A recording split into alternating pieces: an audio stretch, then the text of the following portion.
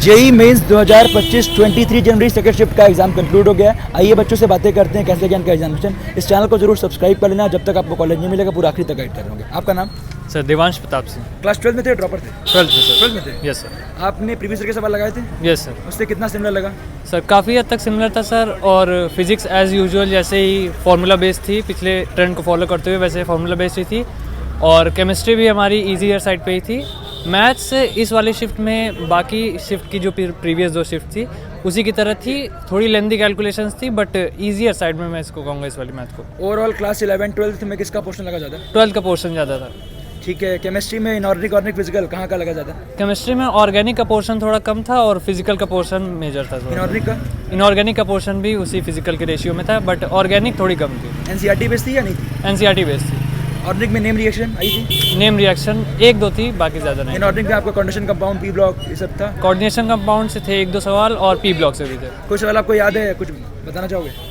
Coordination compound में number of unpaired electron pair आया था एक क्वेश्चन, बाकी ऐसा कोई स्पेसिफिकली तो अभी समय फिजिक्स में क्लास 11 12 में पोर्शन किसका लगा ज़्यादा? 11th का पोर्शन फिजिक्स में भी ज़्यादा था। ग्रेविटेशन से 2-3 सवाल आए थे। Current electricity? करंट इलेक्ट्रिसिटी से भी थे 1-2 सवाल। इलेक्ट्रोस्टैट्स? इलेक्ट्रोस्टैटिक्स से थे, स्पेसिफिकली इस इलेक्ट्रोस्टैट से 1-2 सवाल ही थे। सेमीकंडक्टर? सेमीकंडक्टर से नहीं थे कोई सवाल। Modern physics? मॉडर्न से भी 1-2 सवाल थे। उधर केटीजी कैलोरीमेट्री वाला सवाल जो आता है? थर्मोडायनेमिक्स से थे 1-2 सवाल, बाकी केटीजी से कोई सवाल नहीं। उधर डायमेंशन फार्मूला सवाल क्या था?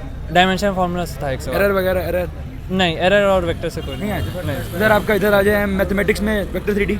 हाँ, वेक्टर 3 से 1-2 सवाल थे। डुएबल थे या फिर टफ थे? डुएबल थे सर, बट लेंदी कैलकुलेशन थी थोड़ी। स्ट्रेट लाइन इधर? स्ट्रेट लाइन से सर ऐसा स्पेसिफिकली तो नहीं आया था, बट कॉन्सेप्ट यूज हुआ था। कोनिक सेक्शन पूरा इधर? कोनिक सेक्शन था सर, हाइपरबोला और पैराबोला। आपने कुछ किया उसके रिगार्डिंग? नहीं सर, कोनिक सेक्शन थोड़ा वीक था तो इसलिए वो क्वेश्चन नहीं हुआ। इधर आपने एपीजीपी सीक्वेंस सीरीज वगैरह जो आपका आता है? हाँ, सीक्वेंस सीरीज से सर इंटीजर टाइप में क्वेश्चन आया था, और एमसीक्यूज में बाइनोमियल थ्योरम?